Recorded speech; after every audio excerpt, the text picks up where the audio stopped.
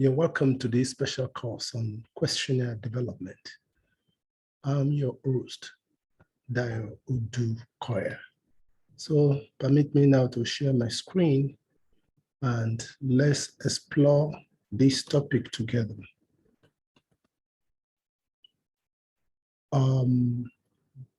This is the second lesson, and we'll be exploring today psychological assessment. Psychological assessment. Definition of key terms. Definition of key terms. That is what we want to explore today. That's what we want to explore today. So,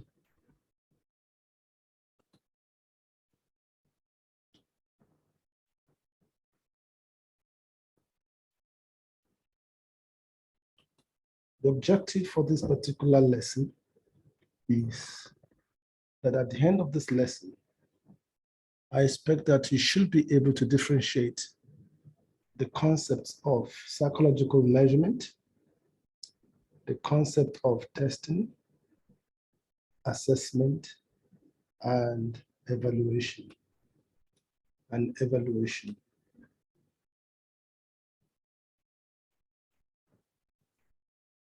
Now, the first question we need to answer is, what is measurement? Because basically, psychological measurement has to do with measurement. In fact, the amalgamation or combination of psychological and measurement is what actually is called psychometrics.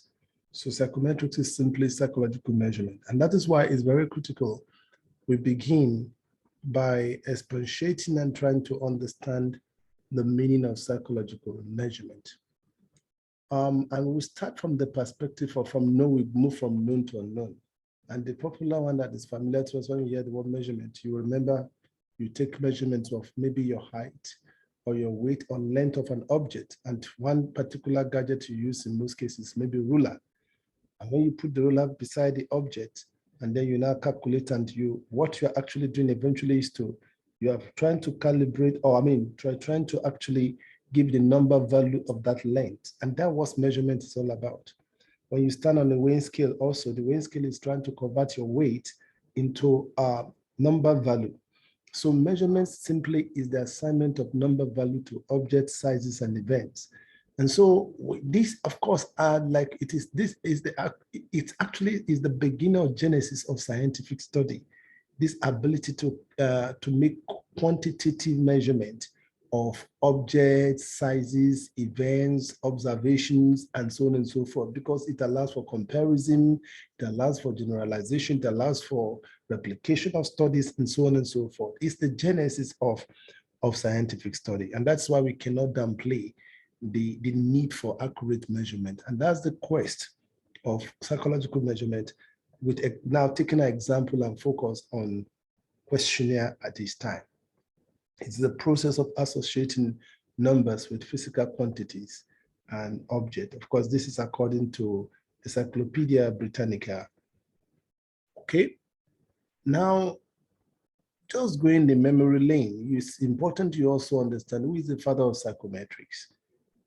Simply put, it's just Francis Galton, because of the landmark experiment he conducted in over 17,000 respondents, which involved measuring various traits of people with a bit to see the trend of the distribution. And of course, that experiment is part of what gave birth to statistics, as it were, also, and then the various tables of statistics, and then the standard normal curve, and so on and so forth, because it just suddenly discovered that when you conduct most of these human traits, like voice, height, and co, if you get close to like 1,000 measurements of people and you plot the graph, you kept on having this standard normal inverted curve, which is also called Gaussian curve, most of the time.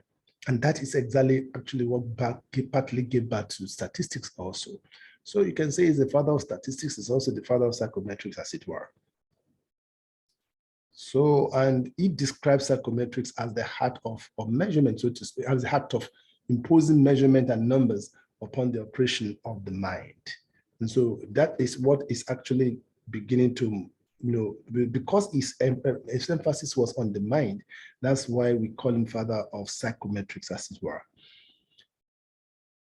So, like I was saying at the onset, accurate measurement is the core determinant of scientific method. It is the most unique feature of physical and applied sciences, science activities. This art of measuring with precision. And of course, in recent times, measurement has also become the cornerstone of social and behavioral sciences. So we just must know how to do it right. And that's actually because it brings a lot of advancement and the speed of coming up with innovative inventions when you are able to conduct accurate measurement. And that is why we need to know how to do it right, beginning with questionnaire, because the essence of those questionnaire is to actually measure various psychological traits like people's emotions, feelings, aggression, and so on and so forth, or even opinion. And then you want to quantify that opinion so that you can make comparison and then reach a kind of conclusion on your hypothesis. That's the essence of the reason why you're developing those questionnaire. And that is why we just must learn how to, and that's actually the heartbeat of measurement, but in the area of social sciences this time around. Of course, in the physical sciences, again, you need to still remember the fact that measurement before, the recent measurement unit is popularly called the SI unit. And that word actually was drawn from the French name system. I may not be calling the French, I may not be using the right intonation of the French intonation, but that's what the word you're saying in red there, System International de Units. So the SI is taken from the first letters of the first two words, System International. So SI unit, and of course you can see the unit at the end of it. So that is where the root word for SI unit came from. And it's a revision of this metric system. The metric previously, it's a revision of the metric system, as it were. And there are, of course, 7 internationally accepted SI units today. We have the length, which is signified with meter. Of course, you have various variations of that meter, kilometer, centimeter, and co, but the meter is the unit, as it were. Then for time, second is the unit. And then for electric current, ampere, or signified with A, is the unit. For temperature, Kelvin, signified with K, is the unit for measurement. You have degree Celsius also, but Kelvin is the popular one used because that one has absolute starting point. Apparently, maybe that's why they opted for Kelvin. And then for mass, it is kilogram. And then somebody will wonder, why use kilogram? Why not gram like you use meter for other one? Why not kilometer there if it's gram? The degree of consistency. So these are controversial issues we may need to look to in the future because consistency is very important in learning psychologically. So somebody may need to look into this later on. Why did they now opt for kilogram? Why not gram here? Or maybe it's my reporting that is not too accurate. So we can cross-check that whether it's actually gram instead of kilogram that I've put here. And then for luminous intensity, which has to do with light, the unit is CD, which is candela, which is the full word for the full meaning of that is candela. And then for amount of substance, which is popularly used in chemistry, they use mole. The full spelling, of course, is MOLE. So just for you to just have a rough idea of the larger scope of measurement from which now we don't use all these units in psychology, as it were. We don't use all these units in psychology because you can put ruler, caliper on people's behavior. So you can't use such units, as it were. It's not about light. It's not about kilogram. It's not about weight. It's not about, the concept or construct we are measuring in psychology, they're completely different. And that's why the unit or mode of measurement in psychology, they take a different turn altogether. And so measurement of psychological construct is, therefore, we base it on first quantity, which of course we just denote with numbers. Of course, such numbers, we now begin to scale them on 4 levels of measurement. We have the nominal level, we have the ratio, we have the ordinal level, we have the interval level, and then we have the ratio level. We'll be talking more about this as we proceed in these lessons. So those are the levels of measurement, various levels of measurement we have. And then we are also conscious of something, of the particular concept in psychological measurement, and that we call that error of measurement. It is almost imperative that you have some degree of error of measurement when it comes to psychological measurement. And so we always factor that in. And what we try to do as much as possible is to try to reduce the degree of that error to the barest minimum. And that is what we call the uncertainty here. So those three elements are always in most psychological measurements. So you need to bear that in mind. There's the quantity of the construct you're trying to measure. Then and that is based on some degree of level of measurement. And that level of measurement will now determine the kind of statistics you can apply or mathematical operation you can perform on that particular data you are collecting. So we are conscious of all this, and that will now help us. So, and that is what now all this together will now begin to help us to have some degree of accuracy in our psychological measurement. So take note again of those three key variables or entities that are very important when it comes to psychological measurement: the quantity, the level of measurement, and then that degree of uncertainty, which is actually referred to as error of measurement. The opposite, of course, is the what we call confidence interval. We're going to be seeing more, talking more about this as we proceed. Now, talking about the level of measurement now, because it's good you have a fair understanding of that quick overview of what is those levels of measurement, because it's so critical. The level of measurements are very critical when it comes to psychological measurement. You need to be conscious of them because they determine so many things, especially even the kind of statistics you're going to use to you can apply, that you can safely apply on the data you collected or the data you have generated through your psychological measurement. And so the lowest level, as it were, the lowest level of measurement is the nominal level. The nominal level. And this, as for the nominal level, there's no absolute certain 0 point starting point or 0 point, no absolute zero. There's no absolute zero starting points, as it were. And then there's no equal interval, there's no magnitude, and there's no order. The essence of this kind of, but of course, you still have numbers. The essence of the number is just to label. Example, a popular example here is for football. The numbers on football jerseys, as it were. So you see some people wearing 10, some people wearing 7. It doesn't mean that the person wearing 10 is having higher magnitude. Is higher magnitude than that a person having 1, or it's of better quality than the person having 1. No, it doesn't mean that. It's just for label. It's just for labeling purpose. Just link that name, that number with the person's name, that number so is wearing number 1. This person, John is wearing 1. It's just for labeling. It's just for labeling purpose, and it's not more than that. So for such, the best you can do is just make a frequency count of such nominal data that, okay, how many 10s do you have? How many 10s? How many 2s you have? How many 3s you have? So the best you can do with such data is frequency count. And then, of course, if it's frequency count, you can also still perform some statistics like chi-square and co. You'll be learning more about this by the time you go into the course of statistics itself.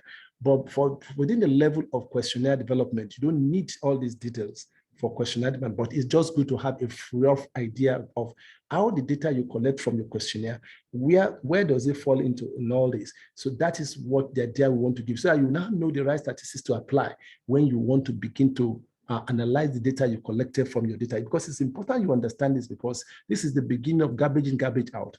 Because if the data you collected through your questionnaire is not structured in a way that is falling within these two higher levels of measurement, you cannot apply parametric statistics, because these two lower levels, nominal and ordinal, you use non-parametric statistics to analyze any data you collect.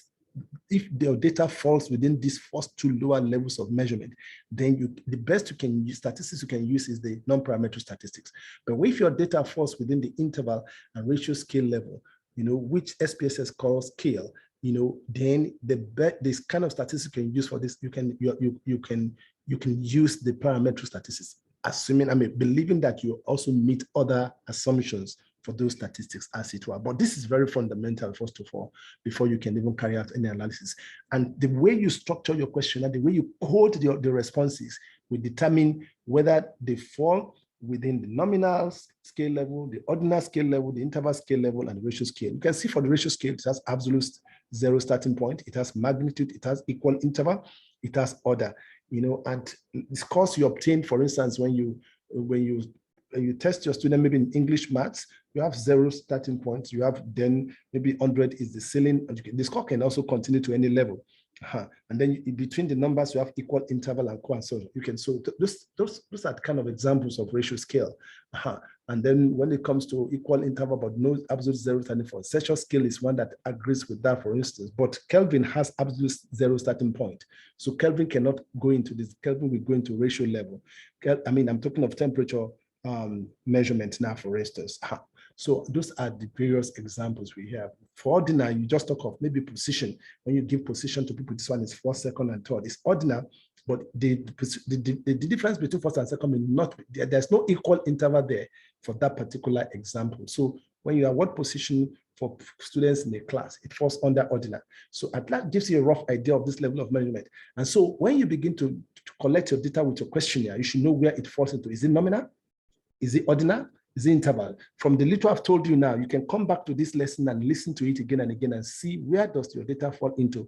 And that will give you an idea, because if you miss it here and you just go ahead to just conduct analysis without giving cognizance to this information I'm giving you now, you may end up just computing nonsense. What we popularly call it is garbage. It will end up falling into the syndrome of garbage in, garbage out. And that result will not be useful or meaningful to anybody. It may even cause a lot of heartache and problem to the society if it's a very sensitive decision, maybe concerning a business, concerning organization, concerning the development or advancement of the nation or development of the nation.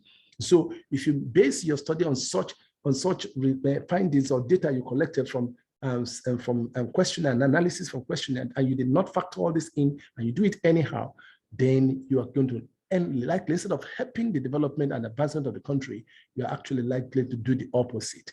And that is why this information and this knowledge is quite very, very important. So we can proceed now. Now, quantitative measurement, we need to understand that quantitative measurement enhances precision of qualitative measurement. No, by now, I hope you know the difference between qualitative measurement and quantitative measurement. Anything quantitative has to do with number. Anything qualitative has to do with verbal description.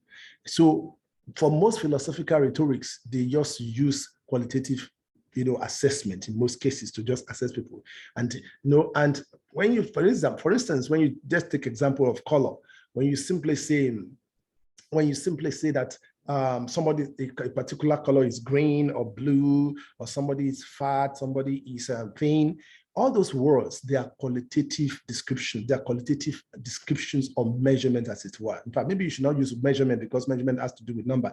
Just say qualitative assessment, so to speak, when it's not involving number, as it were. And that is what. So ideally, maybe we should not actually say qualitative measurement, because when you say measurement, you are already talking about numbers.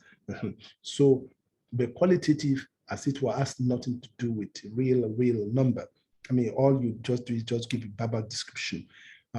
So the challenge, of course, is that colors, when described qualitatively, are often interpreted subjectively, because there are so many shades of blue, for instance. So when you are saying this is deep blue, light blue, what you are calling deep blue, for some people, they may not agree with you. I used to have this problem with my wife. When she calls some color, I'm going to say, no, it's not red, it's pink, it's this, it's that. So I think the bottom line of that is the challenge you have actually with qualitative assessment and descriptions of events and situations around us. And this is not too useful for us in science. It causes, when it genders to confusion, and it makes replication of study very difficult. It makes generalization very difficult, and so on and so forth. So when it comes to light, the one standard way of a quantitative method of conducting that measurement is using the wavelength of light. That one is accurate, and it can be done. There are gadgets that can help us to determine the wavelength of the light, and so we can have more concise measurement. So this latter one now becomes the quantitative measurement of the same entity. I hope you are getting that. So description of entities are more meaningful when quantified in measurable terms, definitely. For example, again, let me give you another example. Instead of saying that John is tall, we can more specifically say John is 6 feet tall. I'm 5'11", for instance. So that is very accurate. And with that, we can make comparison of the, instead of just say the guy is tall. tall to what degree? And you know, and most of these qualifications depends on the person's perception and experience. Maybe if he has not seen anybody as tall as 8 feet, by the time you see somebody who is 5 feet 8 tall, you may begin to describe the person as tall. When by the standard of some communities, you know, that we have a lot of people that are over 7 feet, you can call that person tall. To person, in fact, you will say that person is short. And so that's a controversy. And so when you say somebody is just tall, that is qualitative measure, qualitative assessment, while, or description, while the latter one, when you say John is 6 feet tall, that one is quantitative measurement.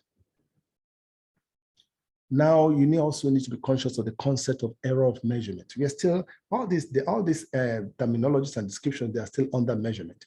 Error of measurement. You know, when you are discussing the error of measurement, you need to know the concept of true score and actual score. True score and actual score. Anytime you conduct any measurement, especially in psychology and education, we always assume that you have a true score and then there's the actual score. You have a true score and then the actual score.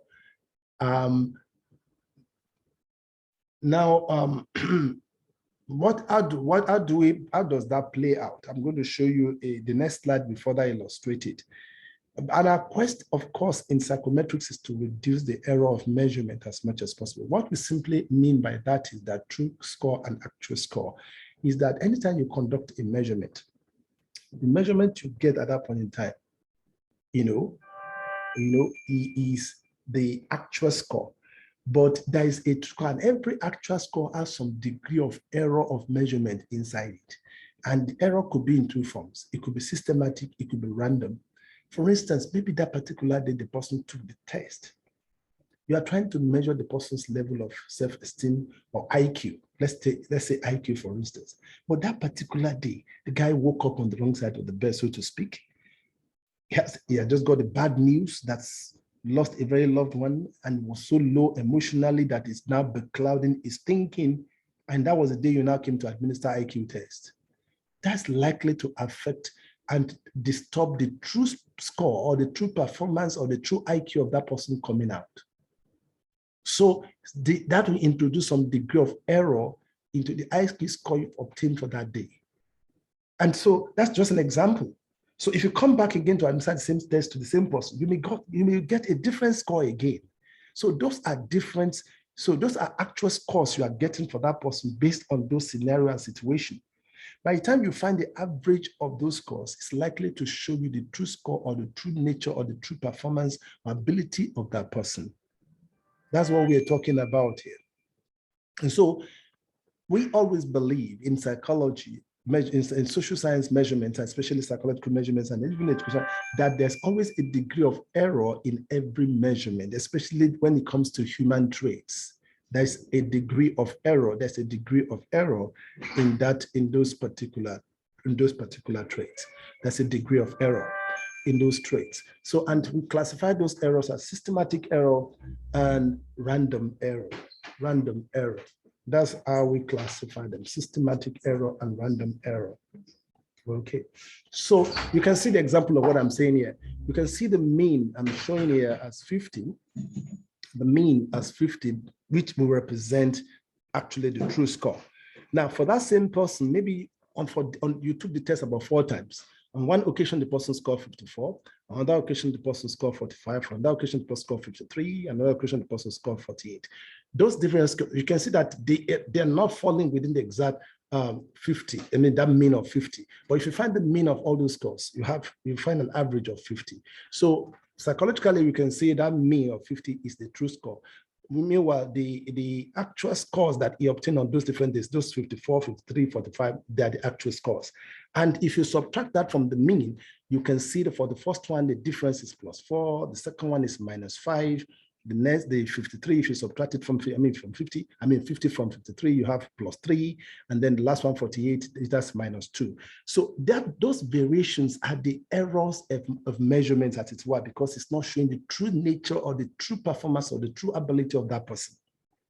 So, but the beauty of this is that these are random errors, maybe caused by because the person is sick or the person was not happy that day, he took a test. Maybe that's why the score fell down to 45, or maybe because the day is score 54, the person is really in top shape and very excited and he has actually prepared. That's why the person scored 54 that day. So by the time you do, and that's why, in fact, this is the basis for continuous assessment in schools. We don't want, if you just test a student once, it would be unfair because you don't know the kind of scenario or situation that student is going through. So you allow the person, you take that test many times over and find the average, so that will now give you roughly the true score or the true performance of that student. So in this situation, for instance, now, all the variations, which actually is also called variance in some school of thought, if you add them together, it's called the total to 0. That's the beauty. So that because this is a random score, often those random errors, so this is a random error, those are random errors, they will always cancel out most of the time.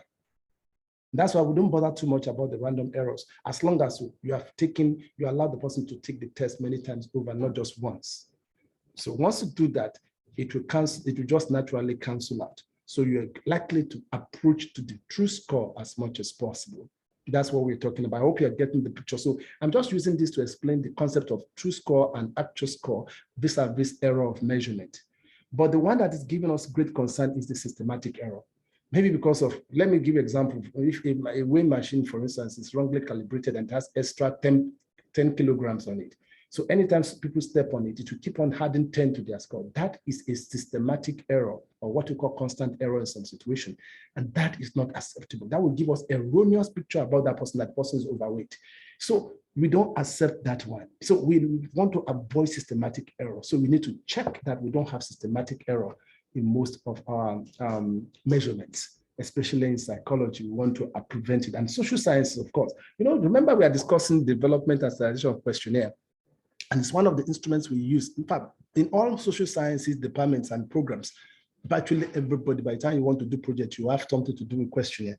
That's why I'm making this presentation on how to develop questionnaire and standardize it so that we have the reliable and valid scores that will provoke national development in our various countries and in our businesses, because we also use questionnaire in businesses. So if you don't know how to develop questionnaire very well and you just do it anyhow, you're going to end up having garbage scores, and then you end up falling into the trap of garbage in, garbage out syndrome, which will now give you erroneous result and erroneous interpretation, erroneous application of stuff, because you may likely want to take some decision, sensitive decision based on that finding. If your result is not correct, then everything will be wrong. And then you're going to mislead both the organization and the entire nation. And that will not be good for you. So that is what that is talking about. So what is a test in psychology? According to anesthesia, a test is simply and essentially an objective and standardized measure of sample of behavior. But what does that really mean when you say a test is an essential and objective and standardized measure of sample of behavior? I felt that is too generic a little bit. It's not really addressing, especially for a beginner in this field. I don't know whether you really understand it. So that's why I came up with my own definition. And I felt you can look at it this way. I have this concept, this model that I came up with over the years, the stimulus, mental processing, and response model. And so the stimulus you can just see you can just simply equate the stimulus as the test prompt. Because let me give an example. If I ask a simple question like, who is the best president Nigeria ever had? That's a prompt. That's a test prompt. Usually in most tests, you have questions like that. That question alone is a stimulus. That information will pass through somebody's ear, or maybe if it's written, it will pass through the person, it will pass through the eyes, and then it will go into the brain, and the person will now begin to process that information. Trying to link it with memory, and then maybe the mind of the person will be going over the presidents of Nigeria, the way they perform, and then the kind of judgment will be made, and then the person will now give a response. So you see now, on the basis of that response, I'm able to now evaluate whether the person is correct or not. And then by the time I accumulate all the scores, I can now judge whether the person is very good in the subject I'm trying to assess or not. Can you see that? That's just a simple example of what is test. They come in various shades. It's not only, it can be verbal question, it can be a performance test. They come in various ways, but I must give you a stimulus. Those stimulus I'm giving you to allow you to process information in your brain and give me a response. Those stimulus or stimuli, they actually represent the test. That's what we're talking about. I don't know whether you have a fair idea of what I'm talking about. So basically, When I couch that, that statement is what I've now put into this statement we are seeing here now, that psychological tests are objective set of relevant prompts or stimuli that you administer on the respondent to elicit responses via which the true nature of related innate traits, attitude, abilities of the person are deduced. So the prompts, of course, could be verbal, it could be written, it could be unwritten, or just natural observation, or it could be performance tests, when you ask people to just do certain things and then you just observe them so they're able to do it successfully. I hope this is useful to you, because you need to have a rough idea of this and compare that with questionnaire, because questionnaire test is another form of collecting data, while questionnaire is another form of collecting data in social sciences and in psychology programs, as it were. So you need to understand how the place of test in all this. So then the next word is assessment. Because what is assessment? Because you can see that we have various terminologies. We have measurement, we have test, we have assessment, we have evaluation, and all these, they have something to do with the questionnaire we are discussing. We need to know the place of the questionnaire in all this. Now, so basically, assessment is that umbrella term for all forms of measurements and tests conducted to generate data from which valid judgments and inferences about a person, event, or programs are made. So anything at all you do, any method you use to collect information from people, that's what we call assessment. And I'm going to give you some examples now, but let me still put it in another way again, so that maybe you'll get it. If you don't get that other explanation, you will get this one. Assessment are the various methods often used to collect data information about the person's situation or event, on the basis of which evaluations are made to judge the event. I hope that one is clearer to you. I want you to please take note that assessment is not the same thing as evaluation, because in the course of my assessing students over the years now, I just find students mixing up the concept of evaluation and assessment. They're not the same thing. I'm going to discuss evaluation very soon. In fact, I've even explained it a little bit here. Anytime you are making judgment, your evaluation is actually what you do from the data you have gotten from assessment. When you assess people, you collect some information, some figures, some scores. Then you now evaluate that score to determine the degree of presence of that construct you are trying to measure is available in that person. So evaluation is what you do on the outcome of assessment. They're not the same thing. I hope you are getting that. Okay, good. I haven't understood that. So please, in summary, I want to link all the three concepts now: assessment, measurement, and evaluation in one statement. Assessment is the umbrella term for all forms of measurements conducted to generate data for evaluation. So you can see all those three keywords now linked together. So and you can see that they're playing different roles. I hope this is really clear to you. So in other words, now the questionnaire we are talking about, which is the focus of this course, is a form of assessment. Are you getting the point? So, and it's also a form of measurement, because you are trying to measure some contrast. So the result you get from that after administering your questionnaire is what you now evaluate to come to a conclusion about either the opinion you are trying to measure or the construct you are trying to measure. And I believe you understand these. So what are the various modes of assessment? Examples are, like I mentioned before, you have test, you have interview, you have observation, you have you also have checklist, you have inventory, and of course, the one we are focusing on in this course, you have questionnaire. There are many more forms of assessment. There are many more. So those are the various ways you assess. I want you to also understand the concept of assessment and triangulation. Have you heard the word triangulation before? Okay, if you have not heard, it's a very simple thing. It's simply talking about the way, it's a technique of measuring a particular trait in multiple ways, and the goal is to ascertain the truthfulness or validity of that particular measurement.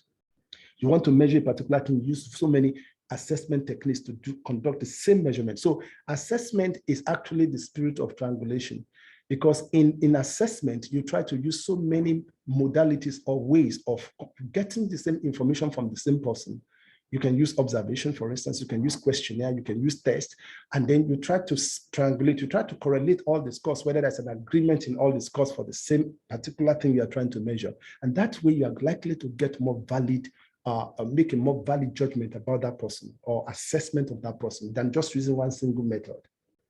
So we encourage, therefore, lecturers and students, and teachers, that when you are conducting your continuous assessment, don't use the same method. Apply triangulation, use different assessment method. Maybe one particular method, you give them a project. Another one, you can do paper and pencil test. Another one, you just ask them to maybe write a term paper. So those different avenues will bring out the various ability in those students instead of just using one single method. And that way you'll be able to get the true ability of the students than just using one single method, because some may not be too a propensity for paper and pencil, and some will be jittery anytime you ask them to do it. Some will prefer that anyway. Some will prefer projects and so on and so forth. So you balance it up. That is actually the spirit of triangulation.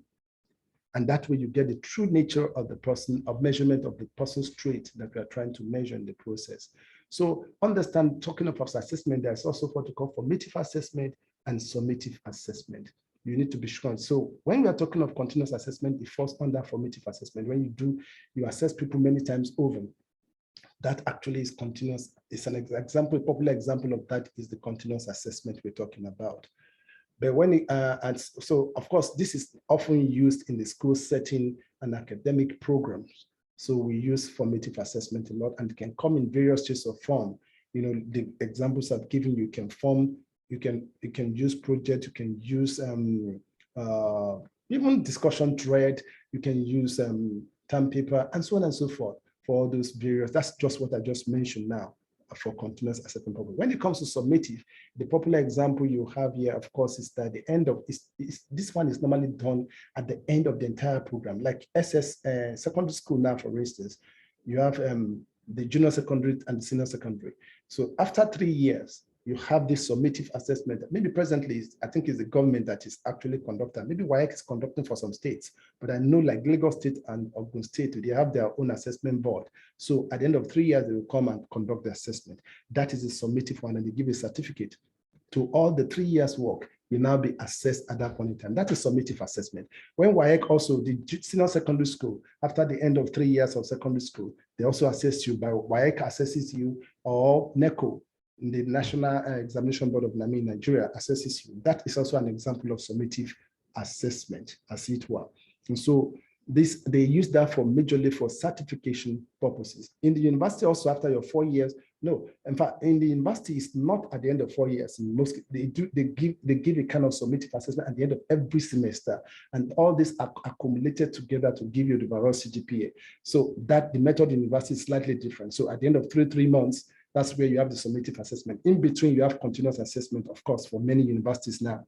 So they combine both when they now combine the score of the continuous assessment together with summative, the final summative one, to determine the progress of the person.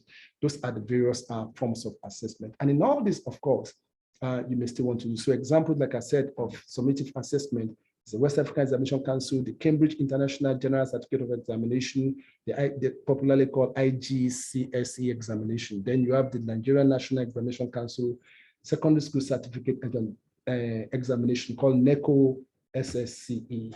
So I've already explained the concept of evaluation. It is just making empirical judgment of the quality of an object.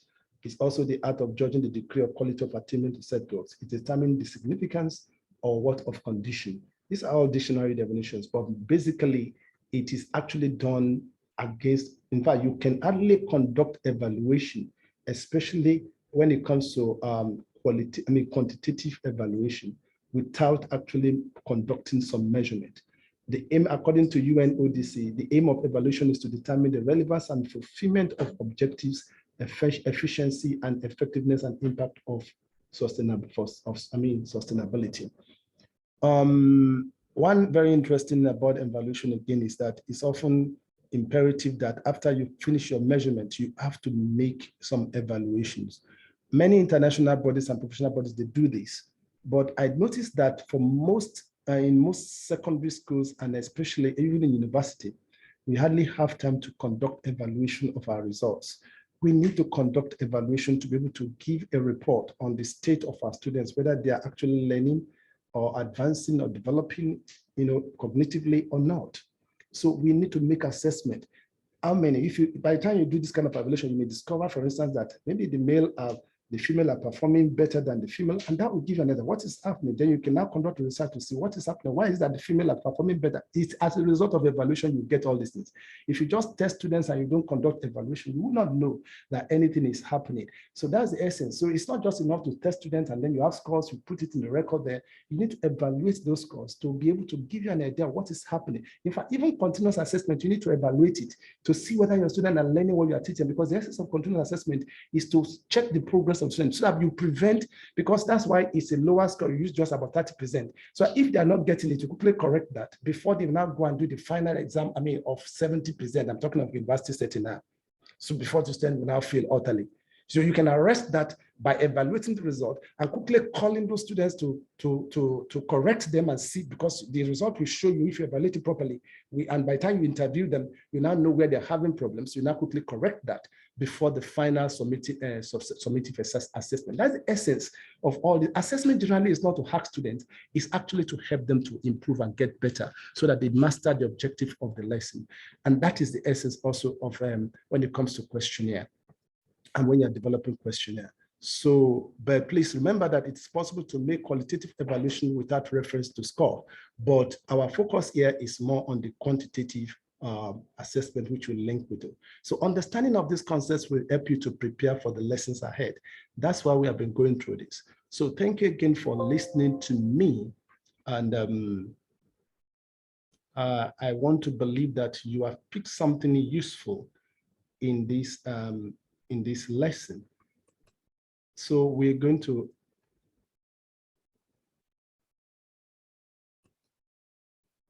okay, so I want to thank you again for listening to me. Like I told you before, my name is Dayo Odukoya.